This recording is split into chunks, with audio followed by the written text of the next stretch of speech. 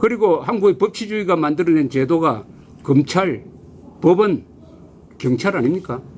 검사들 그동안에 2년 동안 문재인 좌파 정권 심부름 역할 열심히 했는데 그런 사람들 눈에도 이거는 안 되지 해서 수사를 하게 되었다.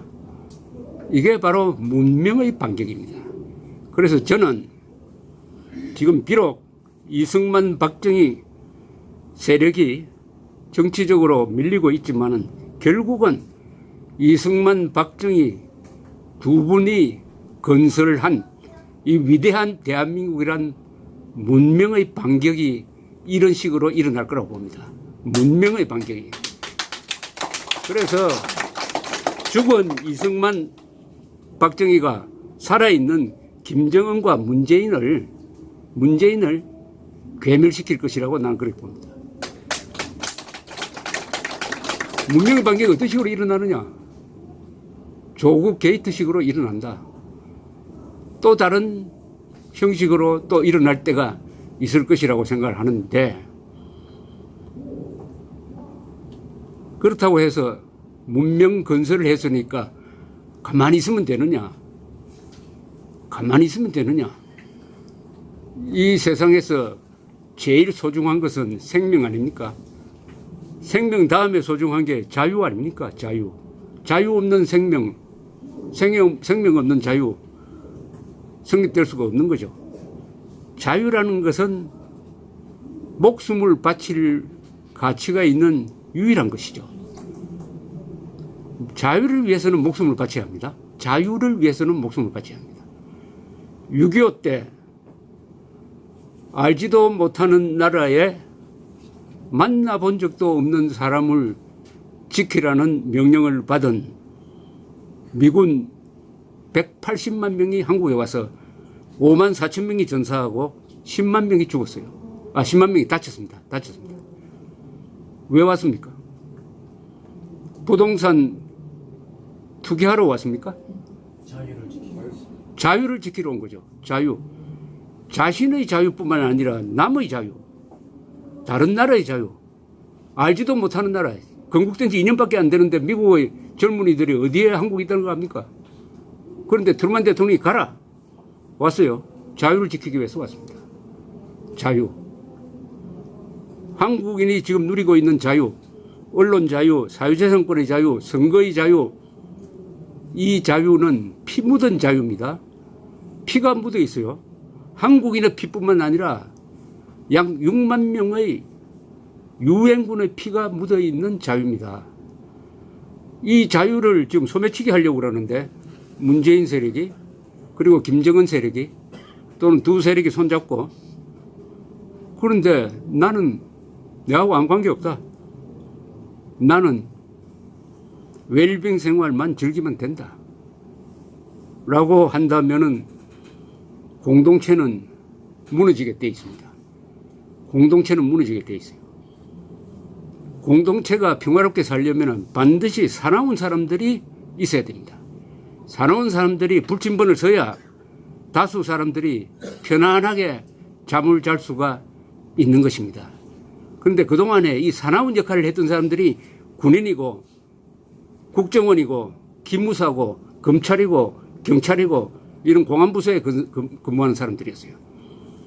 그런데 이 사람들이 조금 실수만 하면은 좌익들이 들고 일어나가지고 괴롭혔습니다. 지금 이 윤석열 서울중앙지검장이 지휘한 이른바 적폐수사로 수많은 방공자유 전사들이 지금 감옥에 가 있습니다. 국정원장 중에 지금 감옥에 가 있는 사람이 몇 사람입니까? 이병기, 이병호, 남재준, 또 누굽니까? 원세훈, 네 사람 중에 한 사람은 지금 잠시 나와 있고. 이런 상황에서 지금 검찰이 또 놀라운 변신을 해가지고 수사를 하니까 사람들이 이제는 윤석열 검찰총장 잘한다고 박수를 보내고 있습니다. 한국 사람 참 순진해요. 잘하면 과거에 잘못한 건 탁 눈 감아주고 잘했다고 막 합니다. 난 그런 것도 필요하다고 봅니다. 필요해요. 사람이 항상 잘못하는 것도 아니고 항상 잘하는 것도 아닌데 잘할 때는 박수를 보내야 됩니다. 그러나 잘못한 것도 기억을 하면서 박수를 쳐야죠.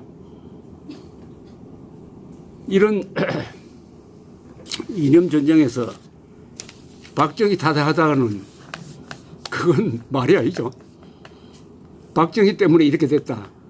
박정희 실수라고 했지 저는 박정희 때문이라고는 이야기 안 했습니다.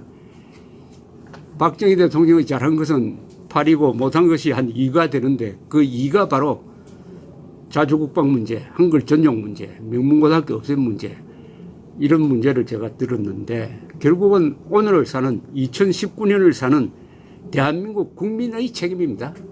대한민국 국민의 책임. 어떤 지도자가 어떻게 100% 잘할 수가 있습니까? 그러면 신이지 하나님이지. 60%만 잘해도 그 정치인 잘했다고 봐야 됩니다. 어떤 사람은 마이너스로 가잖아요. 까먹는 사람 있잖아요. 김일성, 김정일, 김정은은 마이너스 지도자 아닙니까? 플러스를 할 줄 모르는 지금 우리 역사상에서 우리 대한민국 대통령 중에 아마 문재인이가 유일하게 마이너스 대통령으로 기록될 거예요. 잘한 것이 아무것도 없는 이 공동체를 해치는 짓만 골라서 하는 마이너스 대통령. 마이너스 대통령은 태어나서는 안 될 대통령 아닙니까? 맞습니다. 그런데 대한민국을 태어나서는 안 될 나라로 여기고 있습니다. 문재인 세력은 대한민국은 태어나서는 안 되는 나라다. 그러니까 이 문재인 정권이 맨 처음 한 게 대한민국 생일을 없애버린 거 아닙니까? 여러분 대한민국 생일이 언제입니까? 48월 15일. 대한민국 생일 모릅니까? 48년. 자기 생일은 알면서 대한민국 생일 모르면 어떻게 돼요? 48년 8월 15일 아닙니까? 48년 8월 15일에 대한민국 생일을 기렸습니까? 작년 건국 70주년 행사 했어요, 안 했어요? 올해 건국 71주년 행사 안 했죠? 그런데 올해 대한민국 건국 70주년 행사 하겠다고 약속을 했는데 안 해버려요. 그래도 국민들이 가만히 있어요. 물어야죠. 아니 생일이 없는 나라가 있습니까 세상에. 왜 올해를 건국 100주년으로 하겠다고 약속해놓고 왜 안 지킵니까? 묻는 사람이 없어요. 이게 자유한국당도 묻지를 않아요. 중얼중얼 불평만 하고 정색을 하고 물어야지. 이거는 황교안 대표가 편지를 써가지고 문재인 대통령에게 질문합니다. 대한민국 생일 언제입니까? 원래 100주년으로 기리겠다고 했는데 왜 안 기립니까? 혹시 김정은이가 100주년으로 기리는데 기분 나쁘다고 해서 안 기리는 거 아닙니까? 그럼 생일 없는 나라를 만든 당신은 호적을 바꾼 사람 아닙니까? 성을 바꾼 사람 아닙니까? 이렇게 물어야 되는 거 아닙니까? 묻지를 않아요. 묻지를 않아요. 대한민국에 진정한 엘리트가 있는지 저는 의심스럽습니다. 중요한 것은 중요하게 다뤄야지. 생일 문제, 이것은 대한민국의 정통성과 관계됩니다. 아까 제가 처음부터 신라 통일 이야기를 꺼낸 것도 민족사적 정통성이 신라의 삼국통일, 고려, 조선, 대한민국으로 이어진다. 그것을 확인하는 것은 1948년 8월 15일이 대한민국 건국일이다. 대한민국은 헌법 제3조에 따라서 영토가 한반도와 그 부속도서로 하므로 북한은 반국가 단체다.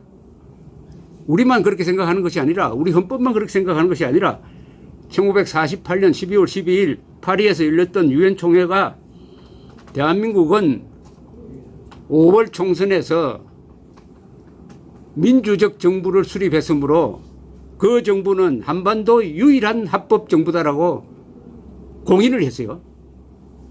유엔 총회가 공인을 한 겁니다. 그 이유는 우리가 선거를 통해서 국회를 구성하고 국회가 헌법을 만들고 헌법이 정부를 구성했기 때문에 대한민국은 정통성을 공인받은 겁니다. 이런 역사가 있어요. 그런 걸 싹 지워버리고 지금 광화문에 가면 대한민국 역사박물관이라고 있습니다. 그 역사박물관 관장이라는 자는 어떤 자냐? 유엔 총회가 한반도 전체에서 대한민국이 유일한 합법 정부라고 인정을 했는데 그 영문 해석을 거꾸로 해가지고 그게 아니고 38도선 이남에서만 합법정부다. 이런 식으로 조작을 하는 자입니다. 그 자가 지금 대한민국 역사박물관 관장이 되어 있어요. 그것도 문재인 남쪽 대통령이 지명한 곳곳에서 대한민국의 영혼을 망가뜨리는 이런 작업이 진행되고 있습니다. 이런 식으로 이야기하려면 오늘 박정희 이야기가 아니라 이거 참. 그러나 모든 것이 박정희와 연관되고 박정희의 위대한 문명 건설이 결국은 이승만과 이어지는 박정희의 성공의 반은 이승만의 몫입니다. 또 박정희가 잘했기 때문에 이승만이 역사 속에서 남습니다. 전두환 대통령이 박정희 대통령을 잘 보호를 했습니다. 전두환 대통령이 박정희 대통령 격하하는 거 봤습니까? 없었죠. 박근혜 씨하고는 사적인 무슨 감정이 있는지는 모르겠으나 전 정권을 잘 보호한 사람이 전두환 정권입니다. 전두환 정권이 1980년대의 경제를 잘 관리를 했습니다. 어떤 점에서는 박정희보다 더 잘했습니다. 여러분 1980년대 10년 동안 세계에서 최고의 경제 성장률을 기록한 나라가 어느 나라입니까? 한국입니다. 바로 전두환의 성과죠. 전두환 노태우 10.1%였어요. 10.1%. 경제 성적이 최고라는 것은 국가를 가장 잘 운영했다는 거죠. 그래하여 박정희 대통령이 마지막에 중화공업 과잉 투자를 했을 때 그것을 잘 수습한 사람이 전두환 정권이었습니다. 그러니까 박정희 대통령이 행운이 있다면은 앞에 이승만 정부를 잘 두었고 뒤에 전두환 정부를 잘 두었습니다. 이렇게 해서 박정희가 오늘 이 정도로 살아남아 있습니다. 이승만도 박정희가 잘했기 때문에 이승만이 지금 빚을 봅니다. 전두환은 그런데 좀 외로워요. 전두환 뒤에 정부가 전두환을 보호하지 않았어요. 그래서 전두환 대통령이 잘해놓고도 이렇게 욕을 먹고 요새도 재판소에 다니고 있습니다.